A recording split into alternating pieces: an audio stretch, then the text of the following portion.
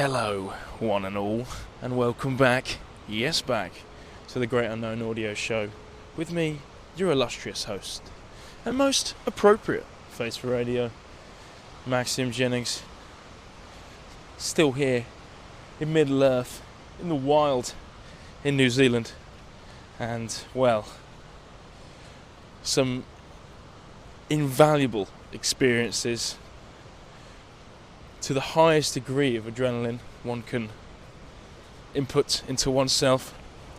Yes, folks, I'm going to take you through my journey up and down the Southern Hemisphere's highest Bungy.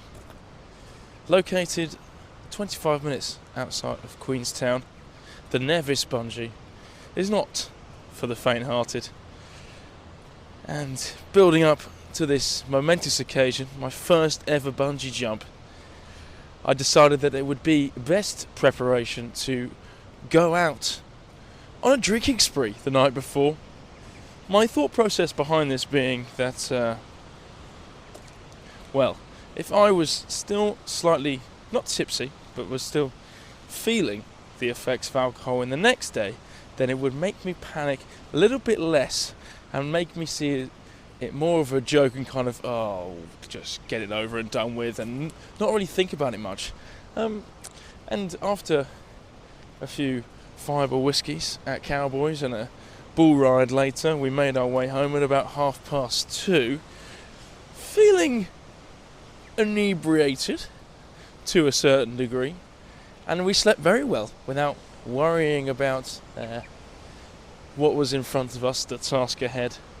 Because I have done a skydive before, but that was some 7 years ago when I was 16, young and foolish, and now I am young and clueless.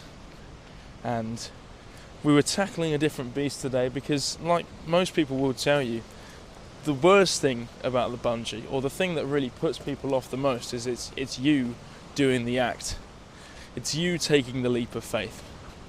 You're not strapped to anyone else, it's just you and a flimsy bit of rope, as they say. But I'll get into that into a bit more detail. But yes, the night before we had definitely hit our objective, or what we thought would be a positive impact on our performance the following day, by going to Cowboys, which is a good little spot in Queenstown. And waking up the next day, it got to about 10:30 a.m, probably the latest line I'd had on the whole tour together. And we weren't feeling great, but we weren't feeling terrible. So there are always positives to take.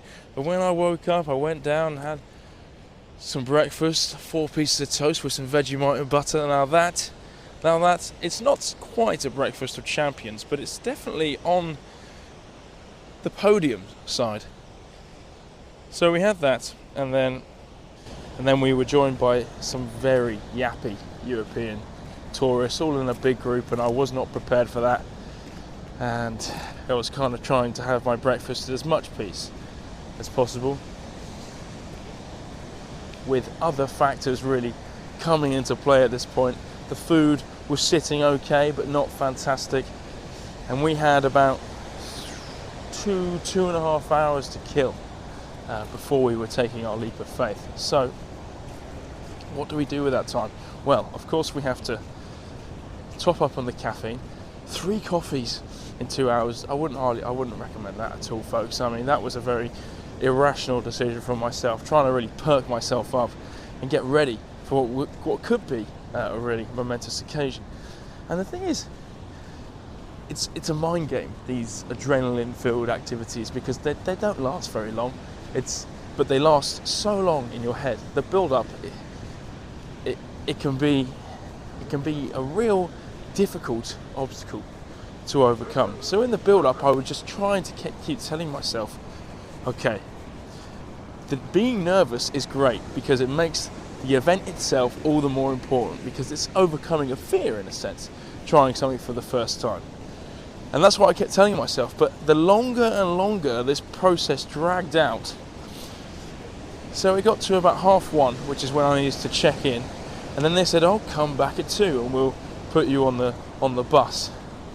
So I was plodding around for half an hour, and it was just kind of, oh God, what? Just get on with it. The whole experience is 30 seconds at a push, 40 a minute. And that's it. And we're building it up for all this period of time. But we get on the bus at 2, and then it's a 50-minute drive to the canyon. And I'm like, oh my God, this is really, really taking its toll on me now.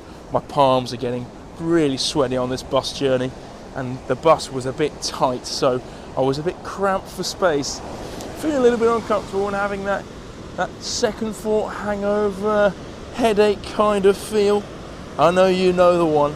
And yeah, the nerves are really taking their toll, and my plan hadn't exactly worked how I intended it to. Nonetheless, we arrived at the AJ Hackett Nevis bungee site. So AJ Hackett was the original bungee jump extraordinaire. If for all of you slightly older listeners, I think in the late 80s, Mr. Hackett did a bungee off the Eiffel Tower, and he was really became famous for that. He was arrested, but then released without charge, without whatever it's called, and he then started setting up his own bungees all around New Zealand. And New Zealand is the home of the bungee jump, so I knew I had to try one. It's the second highest bungee in the world at a whopping 143 meters. So that's quite a long distance compared to the other one in Queenstown at the Karawa Bridge, which is just 43 meters.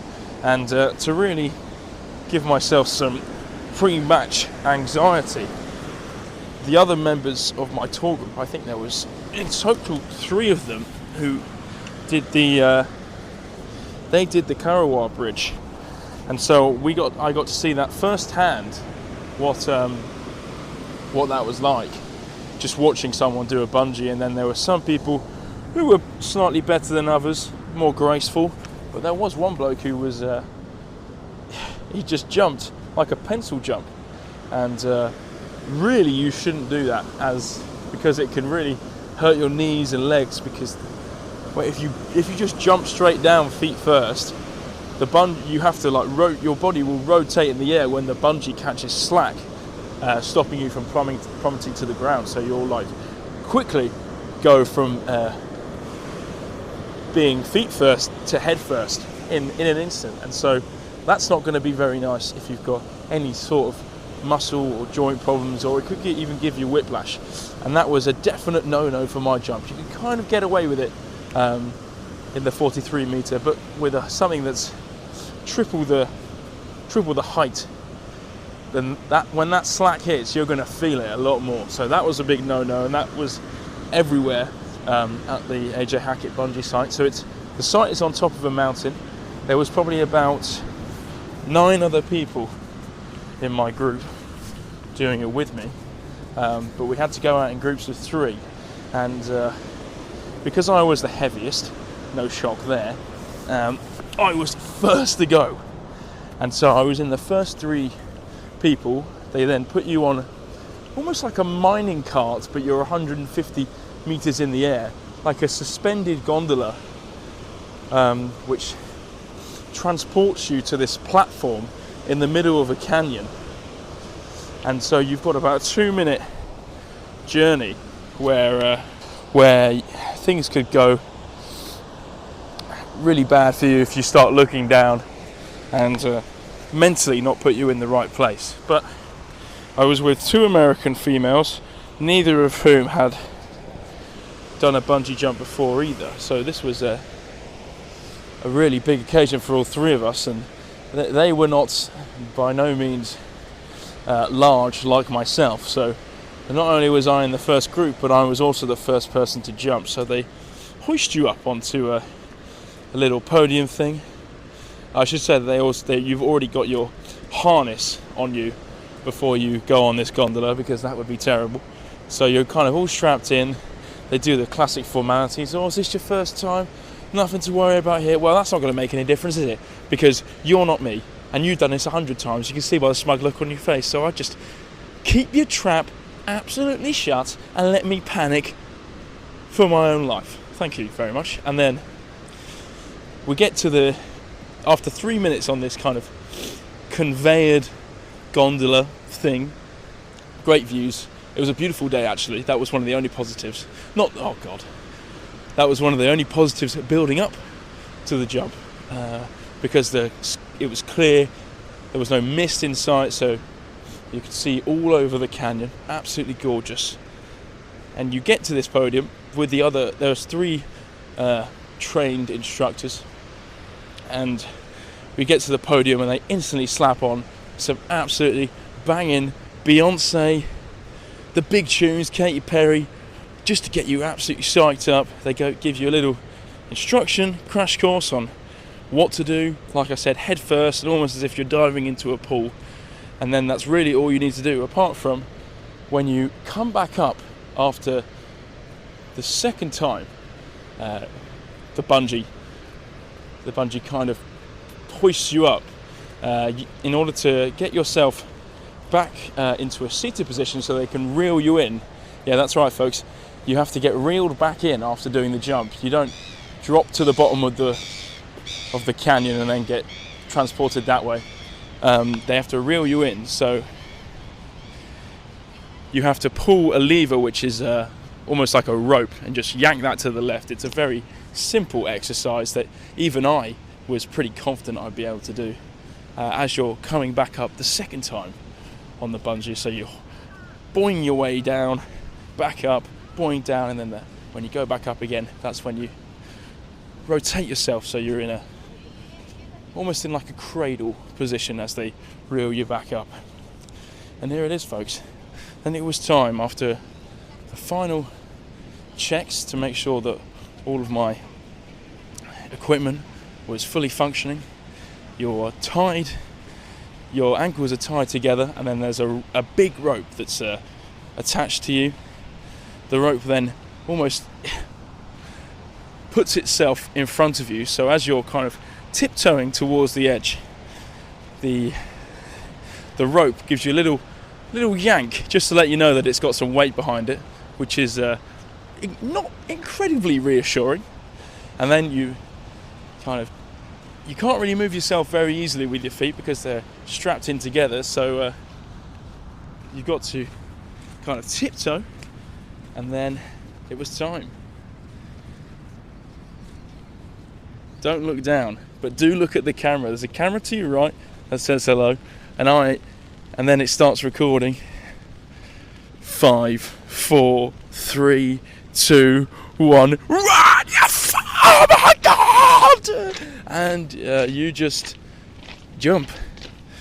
It's all you jumping. You can't feel any kind of assistance from behind, and you're just plummeting down to the floor. And by the time you've thought about jumping, you're already in midair, racing to the ground. But you're just looking around you, and there's a massive canyon, the sky is blue, and the adrenaline is just hitting, and it's just the most rushing feeling I've ever had. I can't actually describe how exhilarating it was. It was just absolutely crazy. It's 25 seconds long, but that feeling, it lasted for like 48 hours of, oh my God, I've done a fucking bungee jump. It's just all you, no supporters. Like you just jumped into the middle of a canyon, which if there's no rope there, you're obviously plummeting to your death. And then I pulled the lever back onto the right side, hoisted up, and it was amazing. Absolutely fantastic. One of the best things I've ever done. Yeah, absolutely the highest in the Southern Hemisphere. What a way to introduce yourself to the sport, thrill-seeking adventure of bungee jumping. I hope you've enjoyed this walkthrough, and thank you very much for listening. Goodbye.